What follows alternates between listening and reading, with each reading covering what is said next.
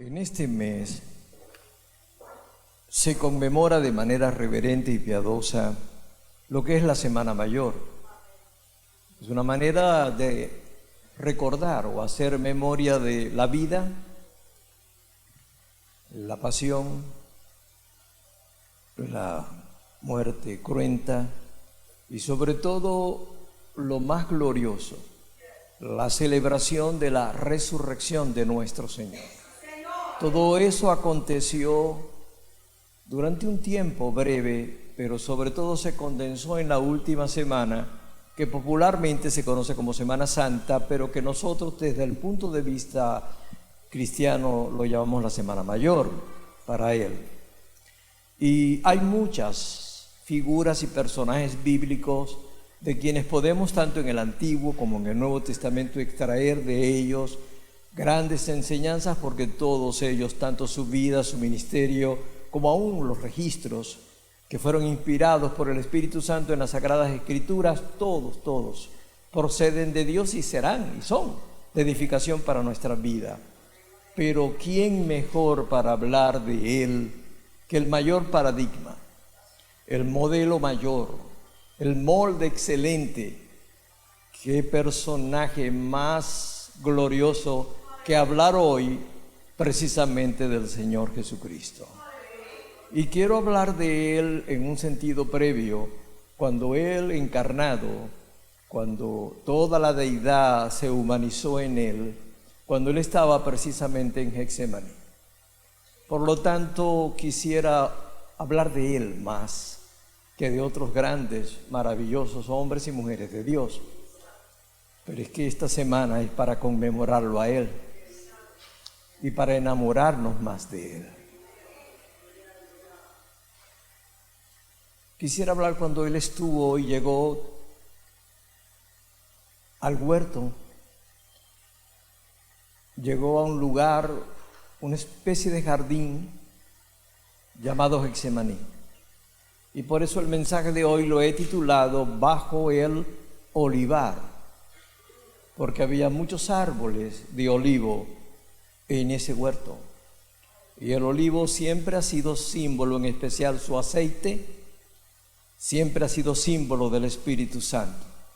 Así que vamos a ver a Jesús desde el punto de vista físico bajo el olivar, desde un sentido inspiracional. Lo vamos a ver bajo el Espíritu Santo.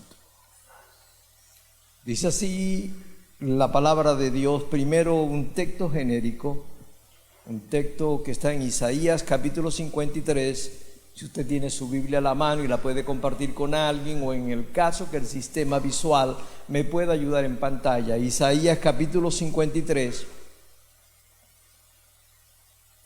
verso 4 y 5. Hay una sinopsis profética de este momento del cual vamos precisamente a predicar. Bajo el olivar. Y el profeta Isaías, inspirado por Dios, Isaías 53, versos 4 y 5, dice así la palabra de Dios: ciertamente llevó Él, refiriéndose a Jesús, nuestras enfermedades. Yo extiendo, no solo físicas, sino también mentales y emocionales. Dice, y sufrió nuestros dolores, y nosotros le tuvimos por azotado, por herido de Dios, y agrega un término, y abatido. El término abatido desde el punto de vista literal, como viene etimológicamente del abatimiento de una oveja o de un cordero.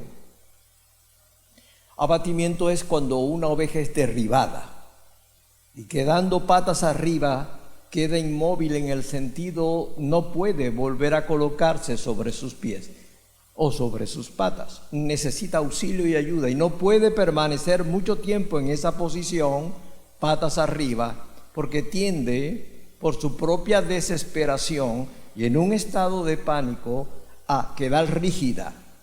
Y en ese sentido tiende, con un diafragma rígido, tiende precisamente a perder la capacidad respiratoria. Todo su abdomen se inflama por la retención de gases y si no se atiende en menos de 2 horas, la oveja derribada en esa condición puede ser víctima de un depredador, pero también es víctima de sí misma porque se asfixia, se ahoga y muere. El mismo pánico y terror puede paralizar con disnea su propia respiración. Hay momentos en que el creyente, al igual que Jesús, como hoy lo vamos a ver, él va a estar abatido, como dice la palabra de Dios proféticamente en Isaías. Él va a estar derribado, y por nuestra causa, no por la de él, por nuestra causa. Prefirió él llevar esa aflicción, ese dolor o ese abatimiento, con tal de que nosotros pudiéramos hoy estar en la bendición y en la gracia no merecida que él por amor nos ha conferido. Dice el verso 5 de Isaías 53, mas el herido fue por nuestras rebeliones, molido por nuestros pecados. El castigo de nuestra paz fue sobre él, y por su llaga o por sus heridas fuimos nosotros curados. Y el original dice salvados, porque Cristo salva y sana como Dios Todopoderoso. No sé cuántos están aquí salvos y sanados en el Señor por su grande bendición. Bajo el olivar, en ese huerto llamado Getsemaní, que significa presión, lugar de presión, allí Jesús experimenta 3 posiciones, que es donde voy a centrar la estructura del desarrollo del mensaje. 3 posiciones que Jesús tuvo en el mismo lugar, bajo el olivar. Él experimentó 3 posiciones y por ende 3 reacciones que ustedes van a prestar atención en su devoción piadosa para que pueda ver que Dios le quiere hablar en este día. La primera posición de Jesús frente al olivar o bajo el olivar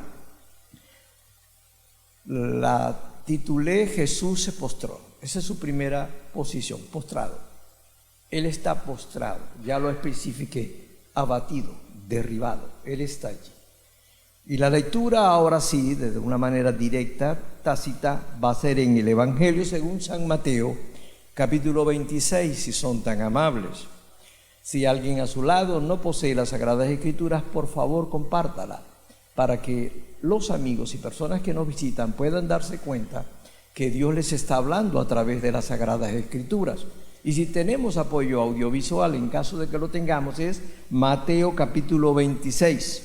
Pero quiero leer desde el verso 36 al verso 39. Si lo tiene, dice así la palabra de Dios, y yo le ayudo también en la lectura. Mateo 26, verso 36 al 39 dice: entonces llegó Jesús con ellos a un lugar que se llama Getsemaní. Se refiere que llegó con los 11 discípulos que para ese momento le acompañaban. Ya uno lo había traicionado. Y dice el texto: y dijo a sus discípulos: sentaos aquí, entre tanto que voy allí y oro.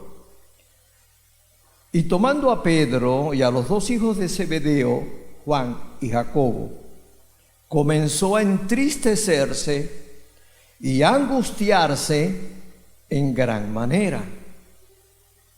Entonces Jesús les dijo a esos 3 discípulos íntimos: mi alma está muy triste. Y agregó: hasta la muerte. Quedaos aquí y velad conmigo. Yendo un poco adelante, se postró. Aquí está la primera posición.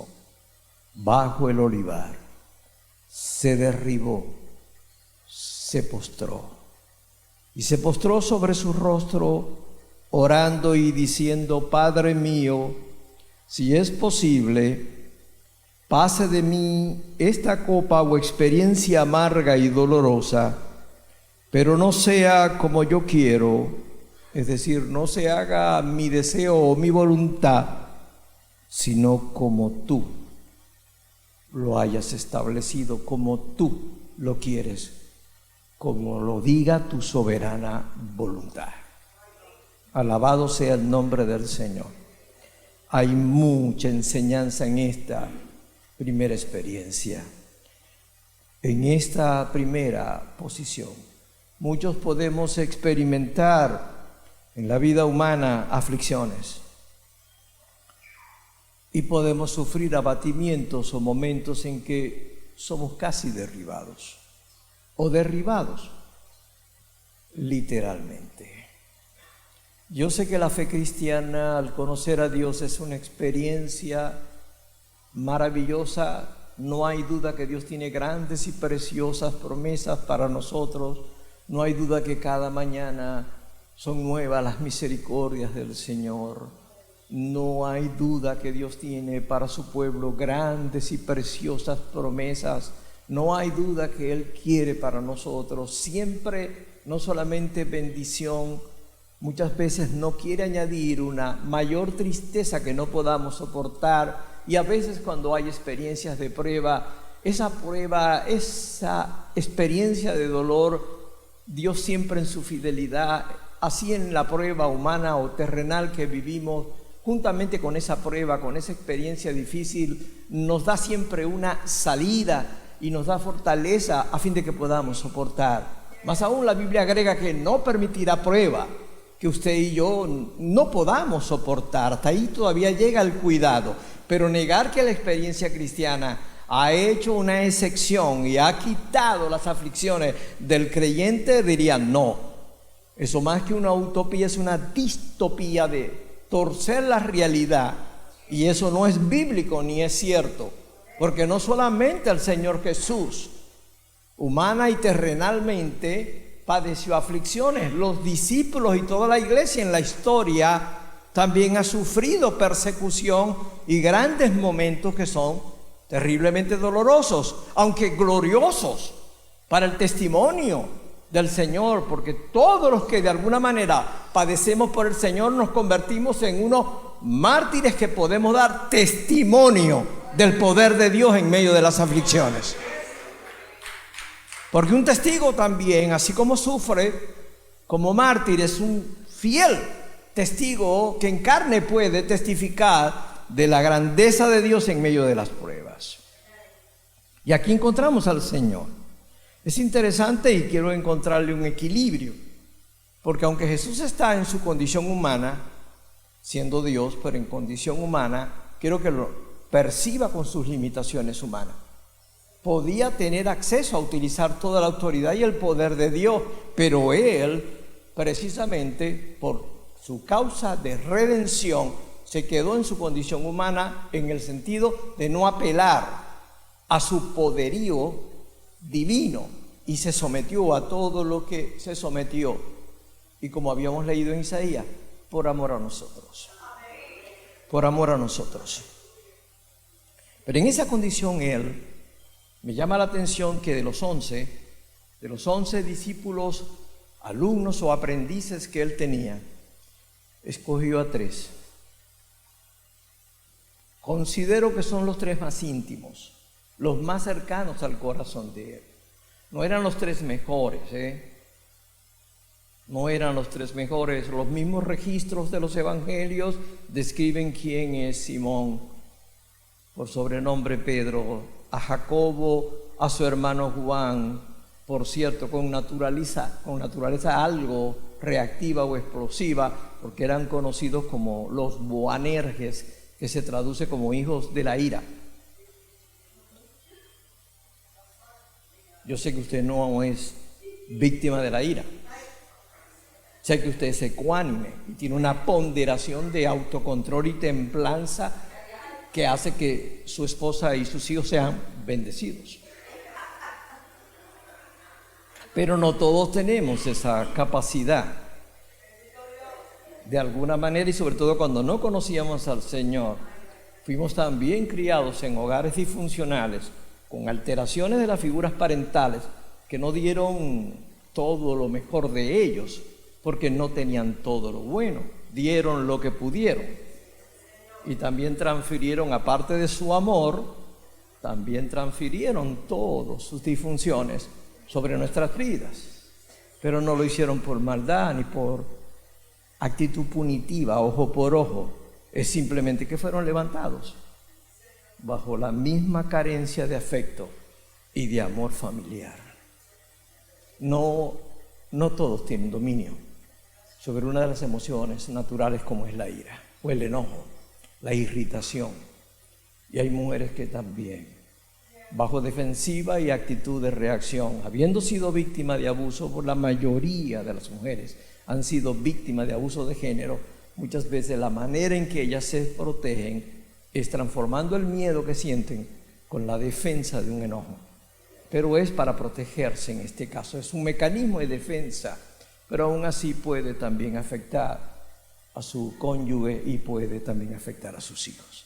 De allí que el enojo es algo que en Cristo debe ser sometido siempre bajo el Espíritu Santo para que Él pueda ayudarnos con sus dones a tener precisamente la templanza o el equilibrio de dominio sobre esa emoción que cuando es muy bien usada tiene defensa, pero cuando es mal usada puede causar daño, como es el enojo. Así que Él llama a esos tres, que no eran, repito, los mejores, ni hablar de Simón con sobrenombre Pedro. Era una mezcla de una persona extrovertida, bastante histriónica en su conducta, y su debilidad, aparte del enojo también, al igual que Juan y Jacobo, él era muy inseguro de sí mismo. Traía un trasfondo de crianza de mucha inseguridad, porque tuvo carencia y pobreza. El aspecto también de la pobreza es que puede crear en nosotros grandes complejos, porque vemos que otros tienen y nosotros no. Y no es fácil luchar con las necesidades que produce la pobreza. Y el corazón de Pedro era grande para amar a Jesús, pero era grande en sus profundas debilidades e inseguridades. Pero me llama siempre la atención que Jesús de los 11 escogió a los tres más difíciles. Y creo que lo hizo para hablarme a mí. Usted pensó que yo iba a decir para hablarte a ti, pero no lo puedo hacer porque si no, no podría volver a predicar aquí.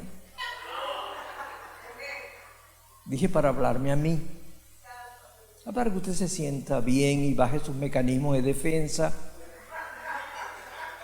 Y si mi cara no agraciada lo intimidó, por lo menos se sienta bien que el Señor le está hablando. Pero creo que Dios me habló a mí cuando escogió a esos tres. Antes de conocer al Señor, yo era médico y era un individuo bastante arrogante. Lo interesante es que tuve una niñez pobre y fui huérfano de padre.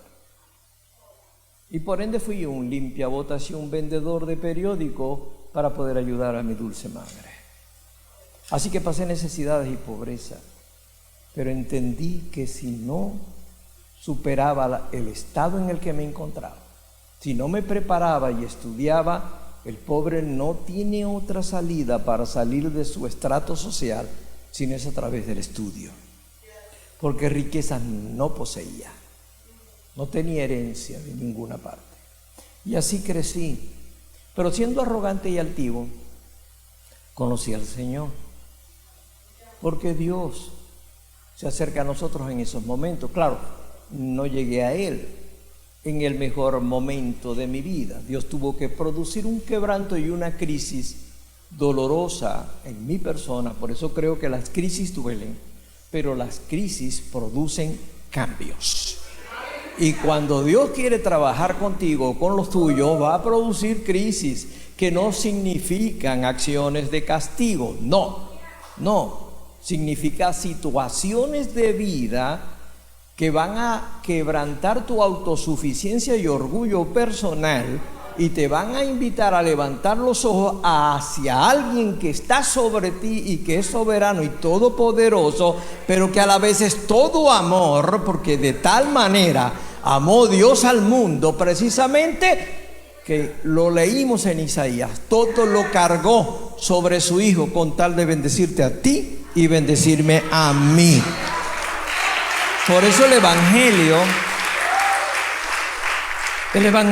es un gran acto de amor y de gracia infinita. Pero las crisis son convenientes en algunos momentos. Y Dios tuvo que crear en mí una crisis. Y de ahí en adelante yo me rendí, obviamente entregué mi corazón al Señor. Mi hermosa esposa, con la que tengo 45 años de casados. Yo sé que nos ve jóvenes, pero no somos tan jóvenes. No somos tan jóvenes. Ella y yo pues tenemos 67 años de edad. Obviamente ella no los aparenta mucho. Y de mí ni hablar. Pero sí, y 5 años que fuimos novios, siempre ha sido como la miel de la dulzura que mi corazón necesitaba por las heridas que poseía. Y por eso siempre estoy con ella. Y 50 años juntos nos ha llevado entonces como a entendernos con una capacidad de empatía, tanto cognitiva como afectiva, lo suficientemente alta. Y Jesús precisamente hace esa conexión. Jesús hace un acercamiento más allá de una empatía emocional. La empatía es la cuarta columna de la inteligencia emocional. Aunque la Biblia habla de una inteligencia mayor, Pablo en Corintios habla de una inteligencia espiritual. Esa solamente la poseen los creyentes. Si usted recibe a Cristo como Salvador, usted no solamente debe tener una alta capacidad de empatía emocional, es decir, de compasión e identificación con la sensibilidad de otro, sino que debe tener una inteligencia espiritual que el Espíritu Santo le ha dado para poder entender las realidades y situaciones. No sé si usted es salvo y ha conocido al Señor. Y Jesús entonces los acerca al corazón de él. Los textos son relevantes. Él le dijo, mi alma está muy triste. Él no dijo, mi espíritu está muy triste.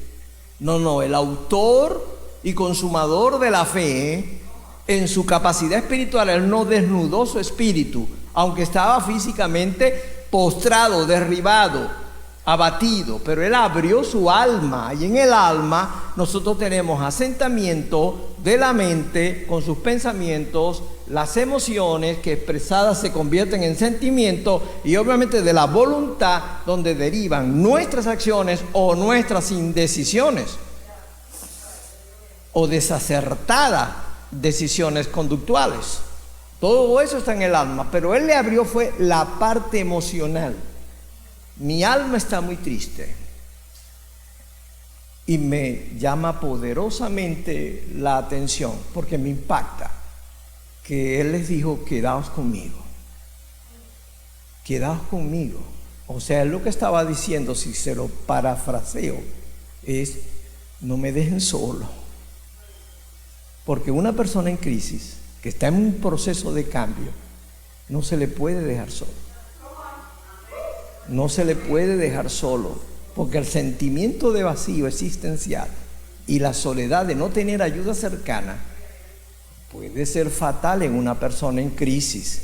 Eso te puede dar una comprensión cuando alguien abatido, estando solo y en crisis existencial, no solamente perdió el deseo de vivir.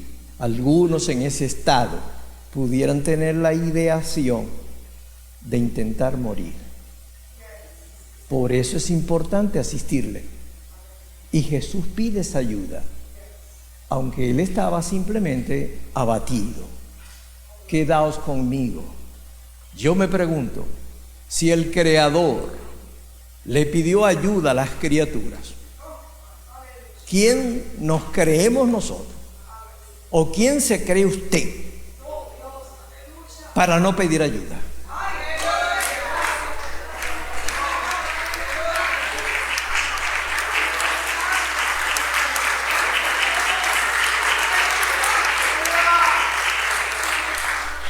Buscar ayuda es de sabios y de inteligentes.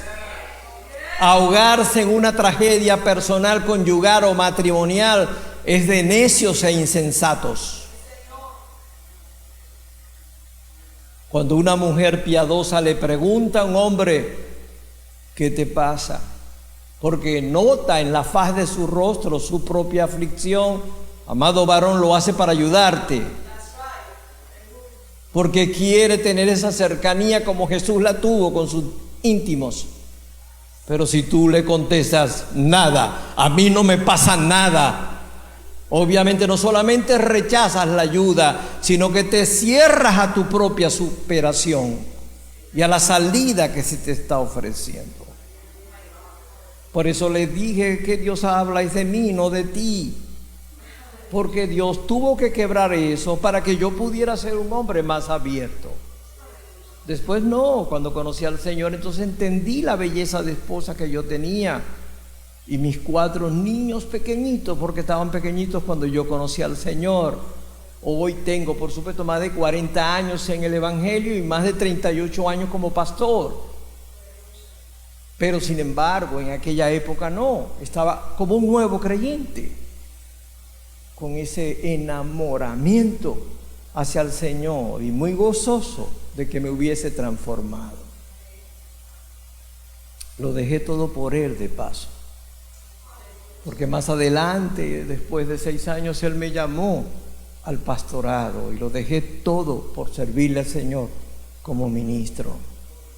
Ha sido mucho tiempo y lógico, he tenido experiencias como la de Jesús que está aquí en Getsemaní, es decir, postrado. Yo te invito a que tú puedas, de todas las personas que puedas conocer y aún en la iglesia, que siempre tengas a tus íntimos. En esta mañana, dentro de esa triste y dolorosa diáspora de migración que produjo Venezuela, bajo el efecto obviamente de un régimen asesino, aquí está una pareja de mi iglesia. Aquí está un hijo y una hija de mi congregación. Y al final del servicio voy a orar por todos ustedes, pero en especial por ellos, porque son hijos de mi congregación.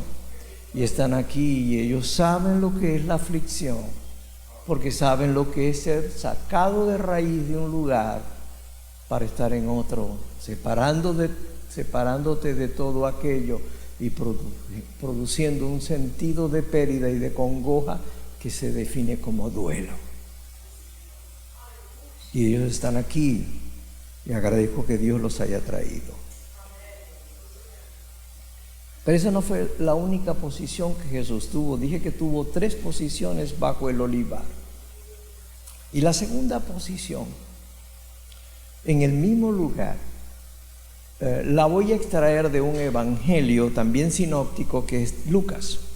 Lucas capítulo 22, vamos a leer básicamente la misma escena, pero desde una perspectiva y un enfoque, y si me da permiso, hice en la primera posición de postrado en Mateo 28, le di un análisis más teológico y algunos ribetes desde el punto de vista psicológico, porque también soy psicólogo clínico, soy terapeuta y puedo entender muchas de las dificultades humanas, no solo físicas, sino también mentales y emocionales. Pero en Lucas me encanta porque Lucas hace un registro del mismo momento que leímos en Mateo 28, pero lo hace desde una perspectiva más científica. Lo hace como médico.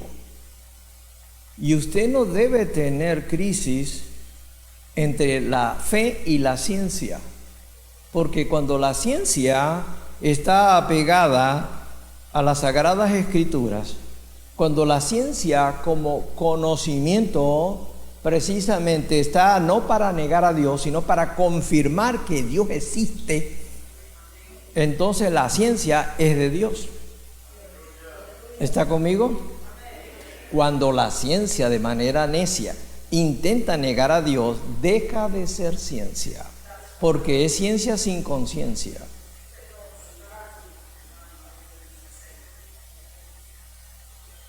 Yo sé que usted tiene una fe fuerte, porque usted considera que Dios en sus atributos es omnipotente, es decir, todo poder.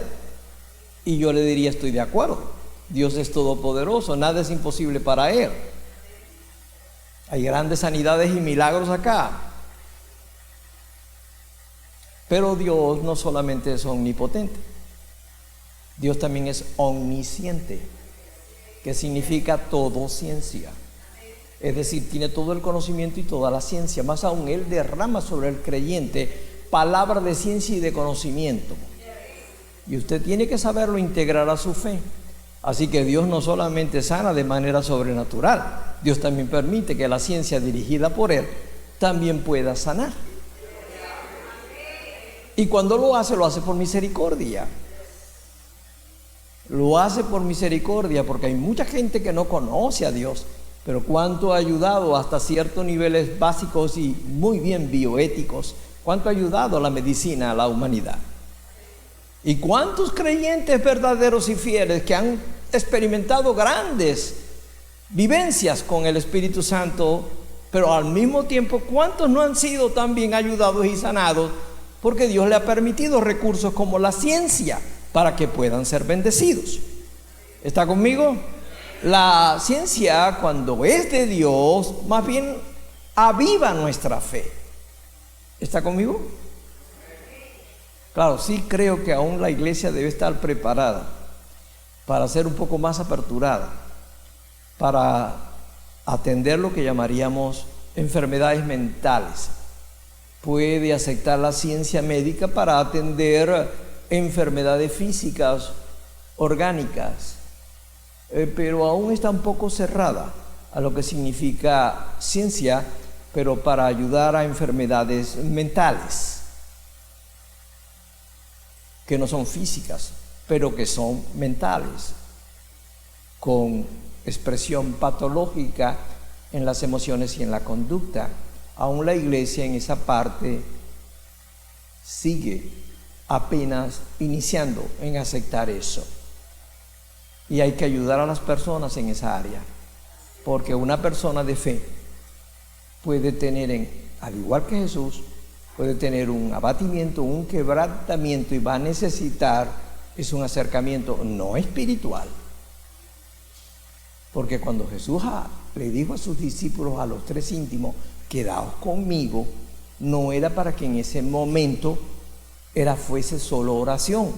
Él le dijo, no me dejen solo. Él pidió, más que compañía, pidió contacto, porque el contacto con personas reales me saca de la irrealidad, me saca de lo que también se conoce como psicosis, que es cuando me desconecto en un estado de alteración, me desconecto de la realidad. No me diga que usted no ha sufrido en algún momento de su vida, quizás no, pero lo puede experimentar. Un estado de pánico, un shock de pánico, es básicamente desconectarse de la realidad, aunque sea por segundos, donde usted siente que es irracional lo que siente y lo que piensa, pero un contacto cercano lo puede ayudar muchísimo. Por eso, cuando atiendo a pacientes, sea en el campo médico o psicológico, con todo respeto, y puedo solicitar permiso a la persona afectada, porque sé que un contacto,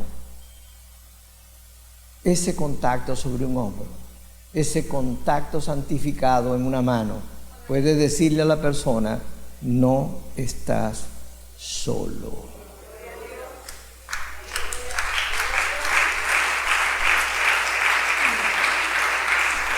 Tan solo eso era lo que buscaba Jesús. Pero en esta segunda posición, que no es estar postrado, lo voy a leer en Lucas capítulo 22. Me gusta dar registro y fundamento teológico, porque sé que tienen un maestro en teología como pastor. Y quiero darle ese fundamento. Cuando hago alguna perspectiva o análisis de carácter científico, le pido permiso. Pero le puedo garantizar que el enfoque que puedo dar científico siempre estará sujeto dentro del contexto de lo que son las Sagradas Escrituras. Porque deseo ser bíblico en todo. La segunda posición la encontramos en Lucas 22, capítulo 22, verso 43 al 46, si es tan amable, sea en pantalla o con su Biblia. Lucas 22, verso 43 al 46 dice: y se le apareció un ángel del cielo para fortalecerle. Él está en el mismo lugar, está en el huerto de Getsemaní, está bajo el olivar, es lo mismo, pero es otra perspectiva, un enfoque diferente, una mirada lateral diferente. Verso 44: y estando en agonía, oraba más intensamente, y era su sudor como grandes gotas de sangre que caían hasta la tierra. Cuando se levantó, esa es la segunda posición. Aquí se levanta, en la primera se postró, aquí se levantó. No importa el quebrantamiento, él había orado, él tuvo un acercamiento de los discípulos, aunque estos tres no lo pudieron ayudar. A veces la iglesia no tiene toda la respuesta para ayudar a un creyente. A veces la iglesia humanamente falla. Y hay gente que se va de la iglesia porque falló la iglesia. Pero es que la iglesia, aunque es el cuerpo de Cristo, está constituido por personas que somos falibles, nos podemos equivocar. Pero cuando nuestra fe está en Jesucristo, no importa que estemos en la iglesia, sabemos que el que no nos va a fallar es Jesús. Y nos quedamos en la iglesia con todas sus imperfecciones. Y usted dirá, pero qué imperfecta es la iglesia. Y yo diría, sí, pero el primer imperfecto soy yo. Usted pensó que iba a decir el primer imperfecto es usted. Le dije, no, porque no volvería a predicar en este lugar. Siempre me presentaré como el primero, el más feo, el más defectuoso,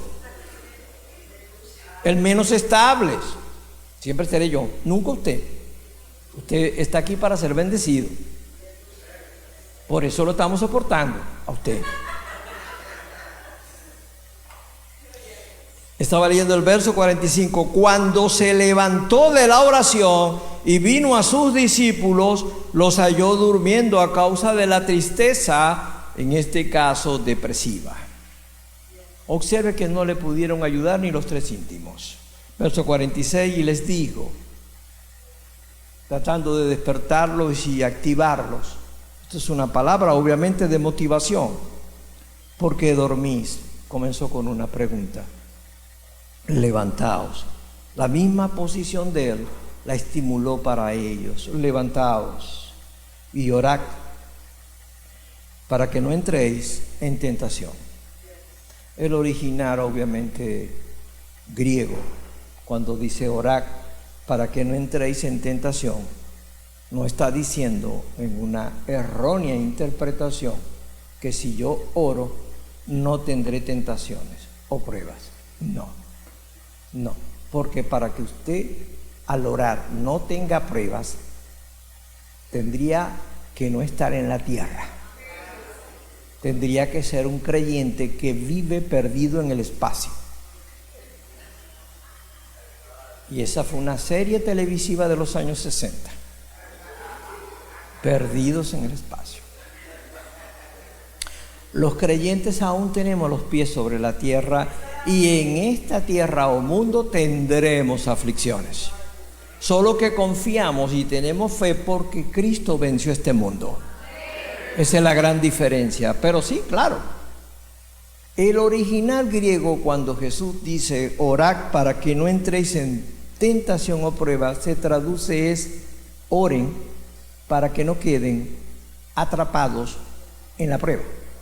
O sea, lo que está diciendo es que si yo oro, la prueba me va a señalar de alguna manera, y Dios mismo me va a señalar una salida. Eso es lo que me está diciendo. Si yo oro, tengo la capacidad de soportar la prueba, pero puedo ver una puerta abierta que Dios me abrió para salir. ¿Está conmigo? Porque Dios no permitirá prueba que tú no puedas soportar, y juntamente con la prueba da la salida. Eso era lo que Jesús estaba diciendo, pero lo dijo de manera condensada. Pero eso es lo que la Escritura está registrando.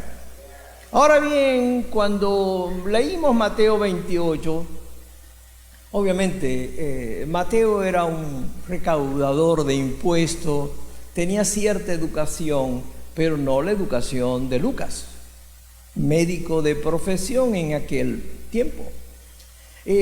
Mateo dijo que Jesús se angustió y como no podía describir el tipo de angustia que Jesús padecía, él dijo, comenzó a angustiarse en gran manera, o sea, una angustia muy grande. La palabra angustia viene de angosto. Significa que nuestra capacidad respiratoria y nuestra capacidad fisiológica de respuesta, todo se angosta o se recoge, pero en especial se reduce nuestra capacidad respiratoria. El sistema nervioso no autónomo que rige la capacidad torácica o los órganos que están en el tórax, principalmente corazón y pulmones, lo hace a través de un plexo o una ramificación de nervios que se llama plexo solar, que está en todo el centro del diafragma, entre los pulmones y en el ápice o vértice del corazón. Cuando el plexo solar siente ansiedad, que es temor futuro, porque la ansiedad es un temor anticipado al mañana y tiene un temor real de algo que está sucediendo, puede dispararse hacia una angustia que significa que somatizo el miedo que tengo. Entonces el plexo solar contrae toda la caja torácica y la reduce en tamaño, se comprimen los pulmones, se comprime el corazón, se comprime las vías respiratorias. Yo tengo dificultad para respirar. Se dice, está angustiado. Si no se le atiende, puede pasar de ansiedad, angustia, pánico. Por eso es bueno intervenir en el momento previo. ¿Está conmigo? Y ya mencioné que estando presente, no solo y pudiendo hacer un contacto respetuoso, es una de las maneras de ayudar a alguien a que no caiga en una crisis, obviamente, de carácter psicótico o que se desconecte de la realidad. Necesita ayuda. Explico todo esto porque tiene aplicación para todo lo que estamos aquí leyendo. Pero Lucas usa otro término. Cuando Lucas vio que Jesús estaba somatizando en su angustia, es decir, llevando al cuerpo la situación que era más allá que emocional y más allá que mental, que se estaba volviendo somatizada en una expresión física, él se dio cuenta que el sudor de Jesús contenía sangre, que lo acabamos de leer. Y era su sudor como grandes gotas de sangre que caían hasta la tierra. Eso está en el verso 44. Pero Jesús era médico. Lucas corrijo, gracias. Y Lucas dijo, Jesús está experimentando una hematohidrosis. Y este fenómeno clínico solamente sucede en pacientes que están en un estado muy alterado emocional y mental. Más aún, él no lo llamó como Mateo, que dijo que Jesús se angustiaba en gran manera. No, él usó un término que aparece en el mismo verso 44. Dijo, y estando en agonía.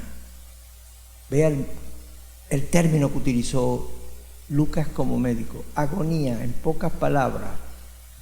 Él estaba diciendo que Jesús comenzó a morir emocional y mentalmente en Getsemaní. Ahí ya se estaba muriendo, aunque su muerte física fue en la cruz. Y allí fue donde expiró. Pero comenzó a morir emocional y mentalmente en Getsemaní. Y no me diga que Jesús no tenía fe. Por favor, por favor. No me diga que Jesús no oraba. Al contrario, aunque la prueba era intensa y el abatimiento lo postró, él seguía orando intensamente. No, porque este problema no es espiritual. Siempre he creído que cuando la iglesia lo espiritualiza todo, se deshumaniza. niega su capacidad humana. Usted no solo tiene naturaleza espiritual, usted tiene un alma y usted tiene un cuerpo, y el alma y el cuerpo suyo, como el mío, no ha sido glorificado. Tiene debilidades todavía. No lo espiritualice todo. Las personas que todo lo espiritualizan, déjeme decirle, tienen problemas emocionales y mentales. Porque una persona inmadura emocional, inmadura mentalmente, no solamente espiritualiza todo, sino que su espiritualidad es insana. Y tristemente tengo que reconocerlo, hay muchos predicadores y muchos líderes cristianos, hombre y mujer, son insanos para el pueblo de Dios. La Biblia lo habla, solamente que lo señala como falso, es decir, no son reales. Y no son reales porque no tienen la salud equilibrada para ser líderes que puedan influenciar bien sobre otras personas. ¿Está conmigo? Y usted tiene que saber oír todo, pero tiene que discernir bien. Cuando usted escuche a cualquier predicador o predicadora, por carismática que sea, por elocuente, dramática, histriónica que sea, usted tiene primero que escudriñar si lo que está diciendo está aquí. No puede decir amén a todo lo que alguien diga, pero también tiene que utilizar discernimiento espiritual para darse cuenta qué espíritu está hablando. Porque si es un espíritu humano y es un espíritu precisamente trastornado, oiga hermano, ya el mismo Espíritu Santo le está diciendo ten cuidado, porque no es mi espíritu el que está hablando. ¿Está conmigo? Por eso creo que a veces la iglesia es un poco débil e incauta cuando dice amén o aplaude a una cantidad de personas que creo que necesitan tratamiento no solo psicológico, sino psiquiátrico.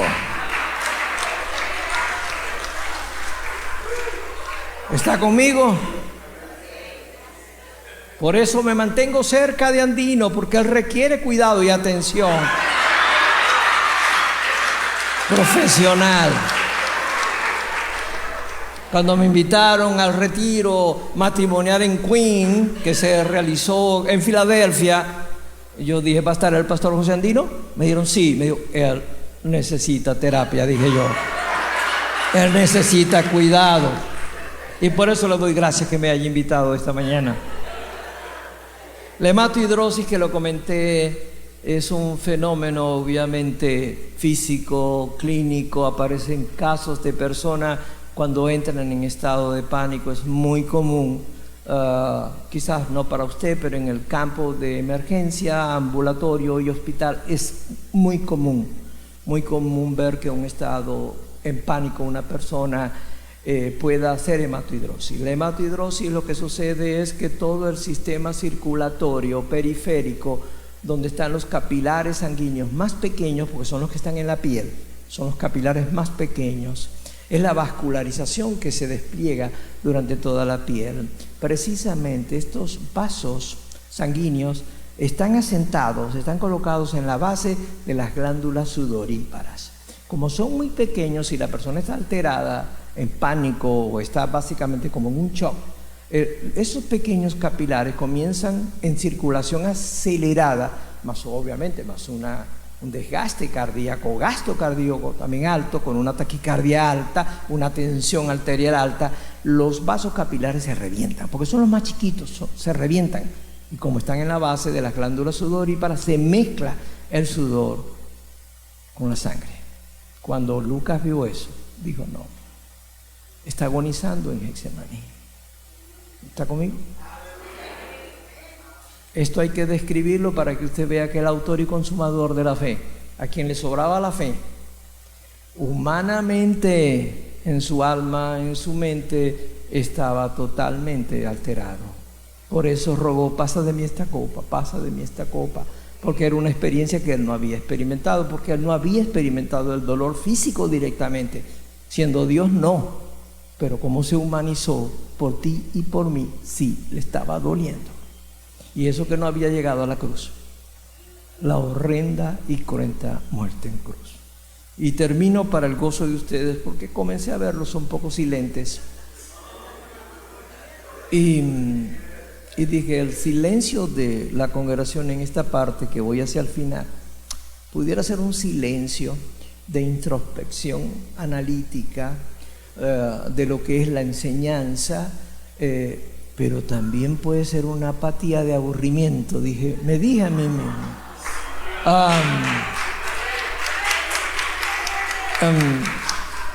Dije también, la hora es casi la hora, algunos no hemos todavía almorzado, y dije, no, mejor voy hacia el final. Y por eso, siendo considerado y para que pueda estar de nuevo en otra oportunidad futura, voy hacia el final. ¿Le parece bien? La tercera y última posición. La primera se postró, abatimiento, se derribó. La segunda se levantó. Claro, incluyo algo sobrenatural. Dice el pasaje que leímos en Lucas que un ángel vino para fortalecerle. No puedo pasar por alto eso.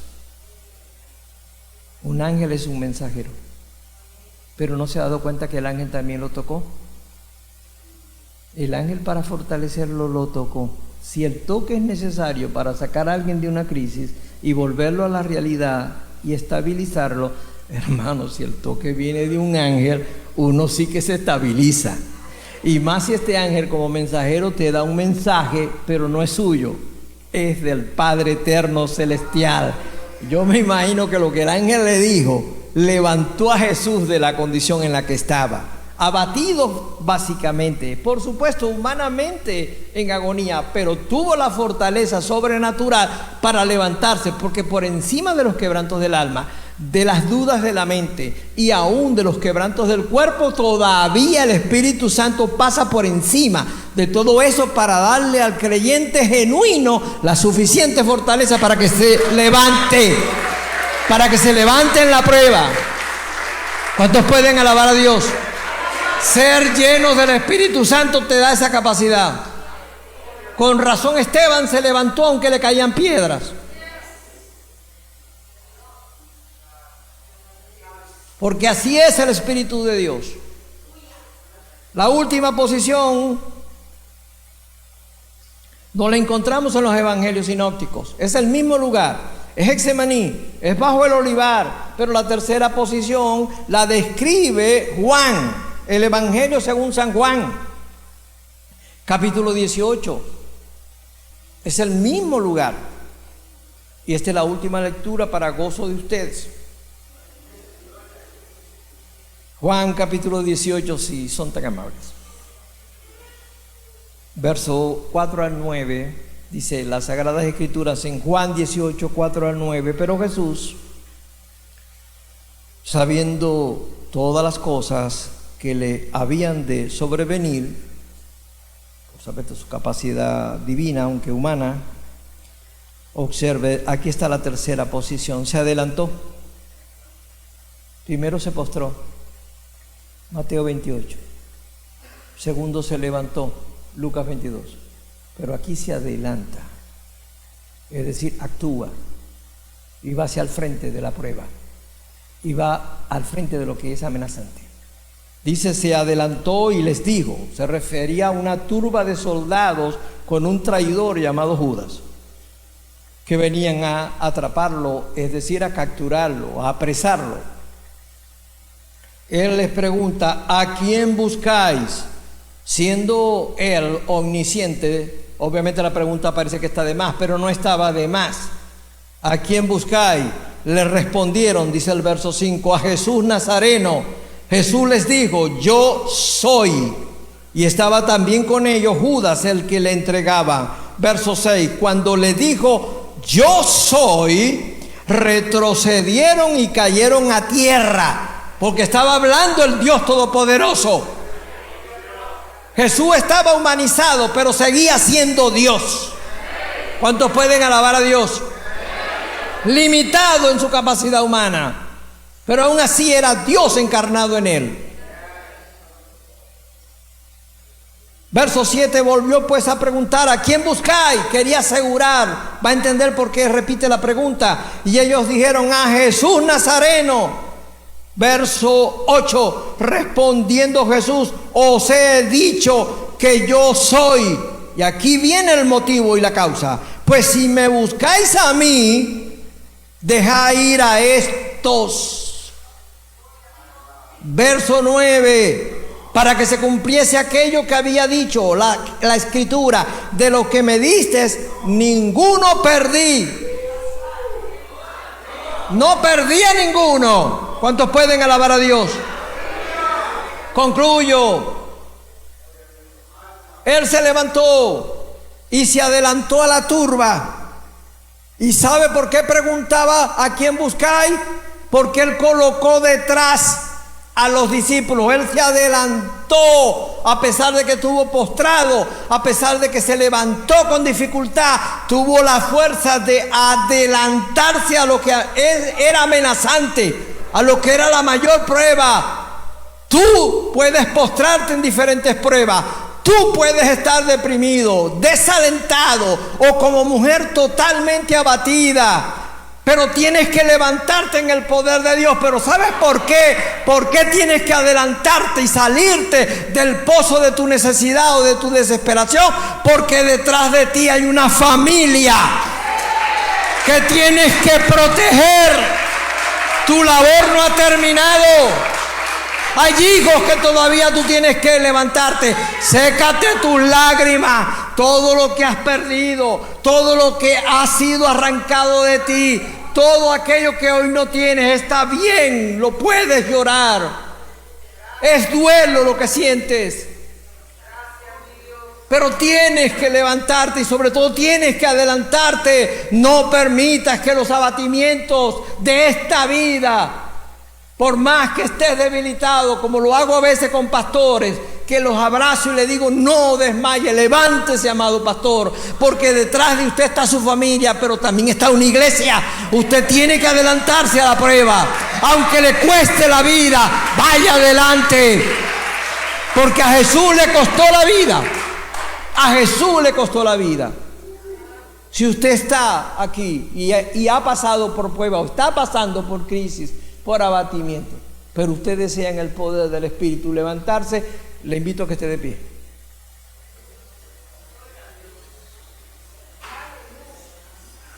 No de pie ante mí, Ya yo estoy de pie delante de aquel de quien escogí hablar hoy. En este inicio de semana, en este inicio de mes, donde conmemoramos la Semana Mayor, quise hablar fue del mayor, del testigo mayor, del líder mayor, el único, Jesucristo. Porque este es el mes de Él. No exacto en fecha, pero sí es el protagonista de todos los eventos. Muchas personas no entienden lo que es la Semana Mayor.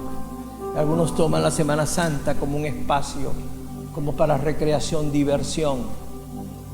Pero no. Es para reflexión. No te ahogues en autocompasión, ni caigas en un estado de pobrecito de mí, pensando todo lo que has sufrido y todo lo que has perdido. Es obvio, te duele, Dios lo sabe que te duele, pero no seas egoísta aún en el dolor. Es decir, nadie ha sufrido como yo, porque hasta en eso caerías en un narcisismo de egoísmo. Hay personas que sufren más que tú, y te acabo de hablar de uno que sufrió más que tú y que yo. Sin embargo, aunque postrado se levantó y se adelantó, es necesario que hoy salgas de tu estado, salgas de tu condición postrada, porque tu familia te necesita, tu esposa te necesita, tu esposo te necesita, tus hijos te necesitan, y si tienes cierta edad, tus nietos te necesitan, y si tienes liderazgo, parte de la iglesia te necesita, y si eres un pastor, toda la iglesia te necesita. Tenemos que seguir hacia adelante. Tenemos que adelantarnos. ¿Está dispuesto? Ponga su mano derecha en su corazón. Ponga su mano derecha en su corazón. Y quiero pedirle a mi esposa que se dirija a donde está Carlos y Adriana, miembros de nuestra iglesia en Maracaibo, Venezuela. Acércate a ellos, abrázalos allí, porque ora con ellos. Así como usted con su mano en su corazón, es porque adentro de tu corazón está el Espíritu Santo de Dios quiero que lo toques a Él, porque Él está en ti, te está acompañando, porque está contigo y Él puede ahora venir sobre ti. El Espíritu Santo tiene esas mismas 3 posiciones: en ti, contigo y sobre ti. Si lo llamas, viene sobre ti. Padre eterno, Dios todopoderoso, te amamos y te adoramos.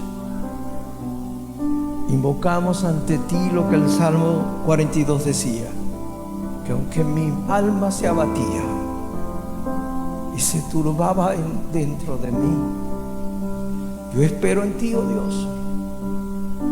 Yo sé que tú me volverás a levantar y habré de alabarte, porque tú eres mi salvación. Te ruego por amor a mi familia que me des la capacidad no solo de levantarme de mi postración, sino la capacidad de adelantarme y tener valor para enfrentar los problemas, porque el deprimido huye, se aísla y se esconde en la habitación, aún debajo de la sábana o una colcha, para no enfrentar la vida. Pero el que en ti recibe la fuerza, no solamente nos levantamos, nos adelantamos a aquello que es amenazante, y a lo que es amenazante nosotros le decimos: tú vienes contra mí con jabalina, vienes con toda arma, pero yo en el nombre de Jehová de los ejércitos te enfrentaré, porque no soy yo, es en nombre de Jehová de los ejércitos, es en el nombre de Jesucristo que yo vengo contra todo aquello que pretenda destruir. Bendigo esta congregación, bendigo a sus pastores, los consagro aún más para ti. Bendigo esta iglesia, bendigo a todos los que estamos acá y aún la audiencia que pueda estar de manera virtual escuchándome. Les bendigo en el nombre del Padre, del Hijo y del Espíritu Santo. Que puedas tener la compañía y el toque significativo del Espíritu Santo, que puedas salir de tu condición postrada, que puedas levantarte y que tengas el valor para seguir adelante. Y todo esto lo digo en el nombre de Jesucristo, y en Él hoy doy gracias a Dios y te pido, Espíritu de Dios, que tú recibas estos aplausos, porque son para ti, Señor. Son para ti, oh Dios, son para ti. Alábelo ahí, apláudalo a Él, apláudalo a Él, apláudalo a Él.